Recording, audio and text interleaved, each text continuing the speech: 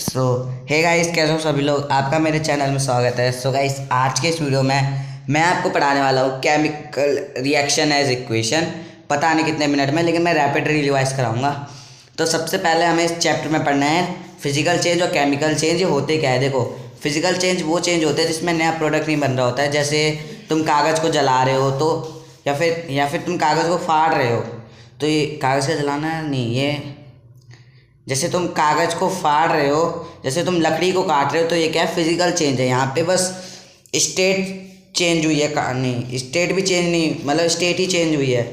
तो ये क्या होगा, फिजिकल चेंज। जैसे कागज आइस का मेल्ट होना, ये क्या फिजिकल चेंज है। लेकिन दूसरी तरफ जहाँ प्रोडक्ट नए बन रहे हो, जैसे रस्टिंग ऑफ आयरन हो गया, ये क्या केमिकल चेंज है। क्योंकि जो रस्ट बना है वो नया प्रोडक्ट है जो कि फेरिक ऑक्साइड है, जो कि आयरन से अलग है।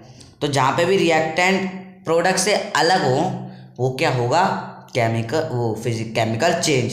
फिजिकल चेंज रिवर्सेबल होते हैं, लेकिन केमिकल चेंज रिवर्सेबल नहीं होते। ठीक है, अब हम बात करते हैं ऑब्जर्वेशन इन केमिकल रिएक्शन। पर ये होता क्या है, देखो। केमिकल रिएक्शन सिंपल सी बात वही है जिसमें नया प्रोडक्ट बन रहा हो और प्रोडक्ट रिएक्टेंट से अलग हो, उसको हम बोलते हैं केमिकल रिएक्शन। लेकिन ये केमिकल रिएक्शन को हम ऐसे सिंबल्स में क्यों लिख रहे हैं, हम इनकी स्टेट क्यों लिख रहे हैं, तो देखो इसको हम कहते हैं केमिकल इक्वेशन। केमिकल इक्वेशन वो होता है जिसमें हम केमिकल रिएक्शन को उनके सिंबल्स की फॉर्म में लिखते हैं ताकि हमें आसानी हो। नहीं तो अगर मैं अमोनियम प्लस हाइड्रोक्लोरिक एसिड लिखता, कितना टाइम वेस्ट होता। तो इसलिए मैंने उसको उसके सिंबल्स में लिख दिया। अब केमिकल रिएक्शन में कई सारी और भी ऑब्जर्वेशन हो रही होती है, जैसे स्टेट का चेंज होना। जैसे जब हम एमोनिया को HCl के साथ रिएक्ट कराते हैं तो हमें एमोनियम क्लोराइड मिलता है। इसमें देखो स्टेट का चेंज हुआ, क्योंकि एक सेकेंड, HCl तो लिक्विड होता है ना। सॉरी, नोट्स में गलती है, यहाँ पे लिक्विड आएगा। हाँ, मेरी राइटिंग बहुत ज़्यादा बेकार है। कहाँ है सर? हाँ, यहाँ पे लिक्विड आएगा थोड़ा सा। ठीक है, ये बाद में नोट्स में करेक्ट कर लूँगा। और बात करें चेंज इन कलर, तो देखो भाई, तुमने स्टेट का समझ लिया। अब देखो, जब हम आयरन को कॉपर ऑक्साइड के साथ रिएक्ट कराते हैं तो हमें फेरिक ऑक्साइड और कॉपर मिलता है। अब ये क्यों हुआ, क्योंकि देखो आयरन था ज़्यादा रिएक्टिव। अब ये रिएक्टिविटी सीरीज़ क्या होता है ये भी हम आगे पढ़ेंगे, पर इतना समझ लो, जब भी आयरन कॉपर ऑक्साइड के साथ रिएक्ट कराएगा तो वो फेरिक ऑक्साइड बनाएगा, सॉरी फेरिक सल्फेट। जब भी आयरन कॉपर सल्फेट के साथ रिएक्ट कराएगा तो वो हमें फेरिक सल्फेट देगा और कॉपर को निकाल देगा। ठीक है, कॉपर सल्फेट का कलर होता है ब्लू, लेकिन जब वो फेरिक सल्फेट में बनेगा तो उसका कलर हो जाएगा ब्लू टू ग्रीन, यानी कि ठीक है। थोड़ी सी शायद गलती हो गई थी मेरे से, कोई नहीं। अब हम बात करते हैं एवोल्यूशन ऑफ गैस। तो देखो इसका सबसे बढ़िया एग्जांपल है जब हम किसी मेटल को रिएक्ट कराते हैं एसिड के साथ। जब भी कोई मेटल एसिड के साथ रिएक्ट कराता है तो वो सॉल्ट एंड H2 गैस निकालता है। सो हम कहाँ थे कि हाँ, जब भी कोई मेटल एसिड के साथ रिएक्ट कराता है तो वो सॉल्ट एंड H2 गैस निकालता है। जैसे ZnHCl के साथ रिएक्ट कराया तो ZnCl और H2 गैस मिली। ठीक है, ये इसके और भी बहुत सारे एग्जांपल्स हैं। जैसे जब हम H2O को तोड़ते हैं तो हमें H2 और O2 मिलता है। और भी बहुत सारे एग्जांपल हम पढ़ेंगे आगे जाके, जिसमें एवोल्यूशन ऑफ गैस होगी। अब हम बात करते हैं चेंज इन टेम्परेचर। तो देखो ये जो एग्जाम्पल है ना, कैल्शियम ऑक्साइड और H2O का, बहुत इंपॉर्टेंट है। जब भी कैल्शियम ऑक्साइड और H2O रिएक्ट करते हैं ना तो वो कैल्शियम हाइड्रोक्साइड बनाते हैं, जो कि एक बेस है, साथ में बहुत सारी हीट भी निकालते हैं। ये एक एक्सोथर्मिक रिएक्शन है। जब भी कोई पूछे कॉम्बिनेशन रिएक्शन का एग्जांपल, तुम ये दे सकते हो। जब भी कोई पूछे एक्सोथर्मिक का क्या एग्जांपल है, तुम ये दे सकते हो। अब एक्सोथर्मिक क्या होती है ये हम अभी आगे जाके पढ़ेंगे। अब हम बात करते हैं फॉर्मेशन ऑफ PPT। तो देखो PPT क्या होता है, PPT वो इनसॉल्युबल, इतना कह सकते हैं ये एक इनसॉल्युबल सब्सटेंस है। ये पेपर में पूछता भी नहीं है कि PPT की फुल फॉर्म बताओ, उसकी फुल फॉर्म ऐसे प्रेसिपिटेट ही होती है। लेकिन ये याद रखना, PPT किस रिएक्शन में PPT है वो पूछ सकता है। जैसे सबसे बड़ा PPT इस वाली रिएक्शन में आता है कि NaSO4 को जब हम BaCl के साथ रिएक्ट कराते हैं, जो कि सोडियम सल्फेट है और ये बेरियम क्लोराइड है, तो हमें बेरियम सल्फेट मिलता है और NaCl यानी कि सॉल्ट मिलता है। अब ये एक डबल डिस्प्लेसमेंट रिएक्शन भी है, लेकिन इसमें PPT बन रहा होता है BaCO SO4 एक इनसॉल्युबल प्रोडक्ट है जो कि रिएक्शन में ऊपर की तरफ चला जाता है जब भी रिएक्शन होती है, तो और इसका कलर भी वाइट होता है, इसको याद रख लेना, ठीक है। अब हम बात करते हैं मैग्नीशियम रिबन की। हाँ पहली तो देखो, जब भी हम मैग्नीशियम की रिएक्शन ऑक्सीजन के साथ कराते हैं तो हमें मैग्नीशियम ऑक्साइड मिलती है, लेकिन जब भी हम ये रिएक्शन करा रहे होते हैं ना तो हम मैग्नीशियम को रिबन मतलब रब करते हैं। तो ऐसा क्यों करते हैं हम? देखो, जो मैग्नीशियम होती है ना वो बहुत ज़्यादा रिएक्टिव होती है, तो जब वो एटमॉस्फेयर में रिएक्ट कराती है ना, मतलब करती है, तो वो बहुत सारी वो अपनी प्रोटेक्टिव लेयर बना देती है। क्या बोल रहा था, हाँ, वो अपनी प्रोटेक्टिव लेयर बना देती है। तो बर्निंग को इजी करना हो तो हम उसको रब करते हैं ताकि उसकी प्रोटेक्टिव लेयर मिट जाए और हमारी बर्निंग इजी हो जाए। और उसका प्रोडक्ट जो होता है वो होता है मैग्नीशियम ऑक्साइड, जो कि वाइट पाउडर भी होता है। और जब ये रिएक्शन हो रही होती है ना तो डैजलिंग वाइट फ्लेम भी निकलते हैं, जैसे कि तुम इस रिएक्शन में देख ही सकते हो। ये जो दिख रहा है ना, ये डैजलिंग वाइट फ्लेम है और ये बर्नर है, ये मैग्नीशियम रिबन है, ठीक है। अब हम बात करते हैं बैलेंसिंग। तो देखो, बैलेंसिंग क्यों ज़रूरी है और बैलेंसिंग होता क्या है? तो देखो, the total number of atoms of each elements will be same on both side, यानी कि LHSB रिएक्टेंट बराबर, LHSB एटम्स बराबर होने चाहिए और RHSB एटम्स बराबर होने चाहिए। इसको हम बोलते हैं बैलेंसिंग। अब ये क्यों करते हैं? तो देखो भैया, हमने 9th में एक लॉ पढ़ा था, law of conservation of mass, जो कि कहता है कि इन केमिकल रिएक्शन जो मास है वो ना तो क्रिएट हो सकता है और ना ही डिस्ट्रॉय हो सकता है, मतलब atoms can not be created not destroyed.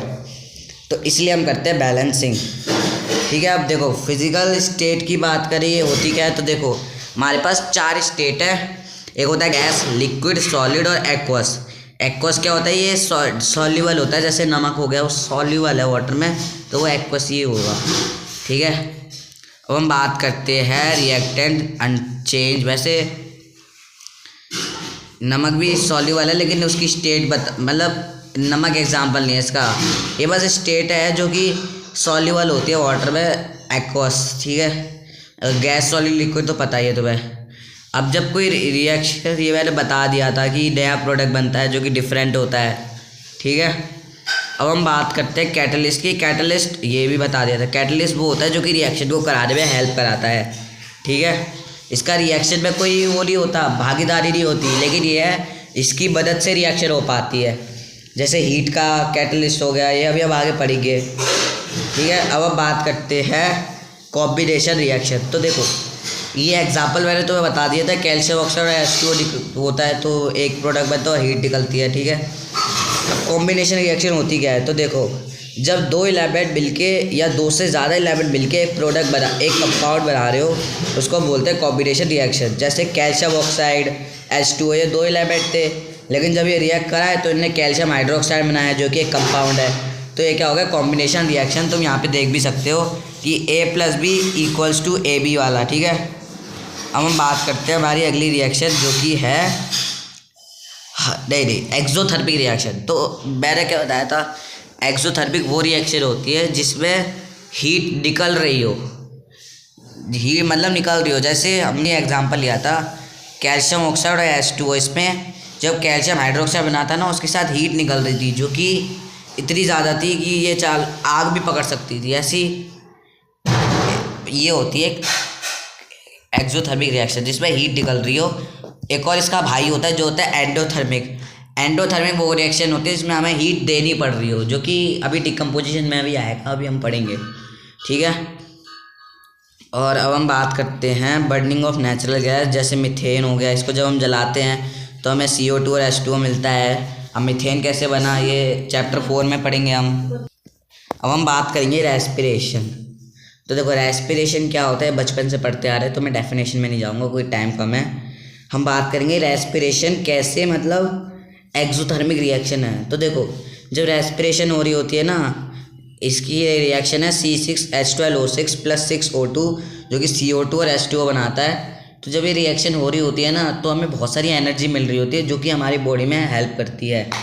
तुमने अभी लाइफ प्रोसेस में तुम पढ़ोगे भी कि रेस्पिरेशन कैसे काम करती है। तो ये एक एक्सोथर्मिक रिएक्शन इसलिए है क्योंकि इसमें हीट एनर्जी की फॉर्म में निकल रही होती है, जो कि हमें हमारी हेल्थ को मतलब वही हमारी हेल्प करती है। अब डिकम्पोजिशन रिएक्शन क्या होती है, तो देखो इसमें एक कंपाउंड टूट के दो या दो से ज़्यादा सब्सटेंस में बदल जाए। अब इसमें एंडोथर्मिक रिएक्शन का एग्जांपल है जो कि है कैल्शियम कार्बोनेट, जो कि क्या है मेटल कार्बोनेट। देखो भैया ये क्या है मेटल कार्बोनेट, और ये एक बात का ध्यान रखना, मेटल कार्बोनेट जब भी टूटता है ना तो मेटल ऑक्साइड बनाता है, इसको एमओ से डिनोट करता हूँ, और वाटर निकालता है। एमओ मतलब मेटल कार्बोनेट मतलब मेटल ऑक्साइड, ठीक है। हाँ राइटिंग थोड़ी बेकार है, छोड़ो। अब देखो डिकम्पोजिशन तीन टाइप से हो सकता है, थर्मल, फोटोलिटिक और इलेक्ट्रोलिटिक। अब देखो थर्मल क्या होता है, ये वो क्या कहते हैं इसको, कह सकते हैं कि जब हम हीट की प्रेजेंस में केमिकल रिएक्शन करा रहे हो ना, जब हम रिएक्टर में हीट दे के रिएक्शन करा रहे हो जिसमें कैटलिस्ट एक हीट हो, तो वो होता है थर्मल डिकम्पोजिशन। एक होता है फोटोलिटिक जिसमें हम सनलाइट की प्रेजेंस में या लाइट की प्रेजेंस में केमिकल रिएक्शन करा रहे हैं, वो होता है फोटोलिटिक। और एक होता है इलेक्ट्रोलिटिक यानी कि इलेक्ट्रिसिटी की प्रेजेंस में। अब इसके रिएक्शन इसके हमें ना थोड़े एग्जांपल्स भी पढ़ेंगे। तो देखो अभी मैंने क्या बताया कि एंडोथर्मिक क्या होता है, अब इसको खुद पढ़ो। इन तीन रिएक्शन में जो एनर्जी एब्जॉर्ब हो रही है ना, तो इसी को हम एंडोथर्मिक बोलते हैं। यानी कि हम रिएक्टेंट में एनर्जी दे रहे हैं, रिएक्टेंट वो एनर्जी एब्जॉर्ब कर रहा है जिससे हमारा नया प्रोडक्ट बन रहा है, ठीक है। अब देखो इसमें एक डिफरेंस भी बताया हुआ है एंडोथर्मिक और एक्सोथर्मिक का। थर्मल डिकम्पोजिशन का रिएक्शन अभी हमने पढ़ा था, कैल्शियम कार्बोनेट जब टूटता है कैल्शियम ऑक्साइड में बन जाता है और H2O निकलता है। इसका एक और एग्जांपल है FeSO4 जो कि है फेरस सल्फेट। अब ये इम्पोर्टेंट है, पेपर में पूछ लेता है कि देखो ये जो FeSO4 है ना, जब ये टूटता है ना तो ये Fe2O3 बनाता है, जो क्या होता है रस्ट होता है, और साथ साथ में SO2 और SO3 निकालता है। अब ये जो गैस होती है ना, इसको हम पॉइजनस गैस भी कहते हैं। क्यों, पेपर में ऐसे क्वेश्चन पूछ लेगा, लिख लेता हूँ पॉइजन। हाँ तो देखो जब ये पेपर में ऐसे पूछ लेता है कि X is a carbonate when it's broken by नहीं when metal X is a carbonate, when its reaction happen then XYZ product are formed where X is known as rust and Y and Z are known as poisonous gas। तो तुम लिख सकते हो कि FeSO4 हमारा X है और Y हमारा वो Fe2O3 और Z हमारा SO2SO3 है, मतलब वही है रिएक्शन, ठीक है। अब हम बात करते हैं, हमारा अगला है इस हीट को, हाँ ट्रायंगल की फॉर्म में दिखाता है हीट को, और FeSO4 ग्रीन कलर का होता है, और लेकिन जब ये टूटता है ना तो ये मतलब हाँ जब ये टूट जाता है तो Fe2O3 ब्राउन कलर का होता है। तो ये भी पूछ सकता है कि X is green colour and when it's broke its colour change in Y which is brown and Z also form which is poisonous gas. तो तुम लिख सकते हो कि ये FeSO4 की रिएक्शन है, ठीक है। अब हम बात करते हैं इसका एक और एग्जांपल है लेड नाइट्रेट का। जब हम इसे तोड़ते हैं तो हमारा लेड ऑक्साइड बनता है और NO2 निकलता है। अब देखो लेड ऑक्साइड का कलर होता है येलो, लेड नाइट्रेट का कलर होता है वाइट, और देखो NO2 को हम हमेशा ब्राउन फ्यूम से कंसिडर करते हैं। याद कर लेना कि NO2 क्या होती है, यहाँ पे गलत लिखा हुआ है क्या, थोड़ा यहाँ पे गलत लिखा हुआ है नोट्स में, यहाँ पे NO2 होगा, ठीक है। तो इसको हम बोलते हैं ब्राउन, ठीक है। अब हम बात करते हैं फोटोलिटिक डिकम्पोजिशन, जब आप लाइट की प्रेजेंस में कराते हैं रिएक्शन, तो इसका एग्जांपल AgCl है। जब हम इसको सनलाइट की प्रेजेंस में रखते हैं तो Ag और Cl बन जाता है। तो देखो पेपर में ऐसे क्वेश्चन नहीं पूछेगा, पेपर में क्वेश्चन पूछेगा कि बताओ कि हम AgCl को ब्लैक वाटर में क्यों रखते हैं। भाई इसलिए रखते हैं ताकि वो रिएक्शन ना करे और टूटे ना, और जो AgBr होता है वो वाइट एंड ब्लैक फोटोग्राफी में आता है, वैसे आता तो AgCl भी है, लेकिन ज़्यादातर हम AgBr ही लिखते हैं, जो कि सिल्वर ब्रोमीन होता है। इनके रिएक्शन भी वही है। और एक होता है इलेक्ट्रोलाइटिक, जब हम H2O को तोड़ते हैं ना तो हमें H2 और O2 मिलता है, लेकिन जो H2 बनता है वो डबल बनता है एज़ कम्पेयर टू O2। जो O ऑक्सीजन है वो एनोड में जाएगी और H2 जो है वो कैथोड में जाएगी। यही कुछ चीज़ें हैं। बात करते हैं डिस्प्लेसमेंट। तो देखो अब शायद रिएक्टिविटी सीरीज टाइम बताने का टाइम आ गया है। तो हाँ, डिस्प्लेसमेंट क्या होती है देखो, उससे पहले तुम्हें सीखना होगा रिएक्टिविटी सीरीज़ क्या है। तो देखो एक मेटल कितना ज़्यादा रिएक्टिव है ये बताता है उसकी रिएक्टिविटी सीरीज़ की पोजीशन। फॉर एग्जांपल जो पोटेशियम है वो सबसे ज़्यादा रिएक्टिव है, कोई उसको डिस्प्लेस नहीं कर सकता। और जो सोडियम है वो कम रिएक्टिव है। तो सो या गाइस, अभी के लिए इतना ही पढ़ना काफ़ी है, इससे ज़्यादा मैं नहीं पढ़ा सकता अभी के लिए। तो बाकी का हम बाद में करेंगे। अभी हमने डिस्प्लेसमेंट तक पढ़ लिया, बाकी का हम जैसे ये रिएक्टिविटी सीरीज हो गई, डबल डिस्प्लेसमेंट हो गया, ऑक्सीडेशन, कोरोजन, ये सब हम नेक्स्ट वीडियो में करेंगे। कोरोजन, रेंसिडिटी भी टॉपिक है, तो ये सब हम अगले पढ़ेंगे, ठीक है। तो इसके लिए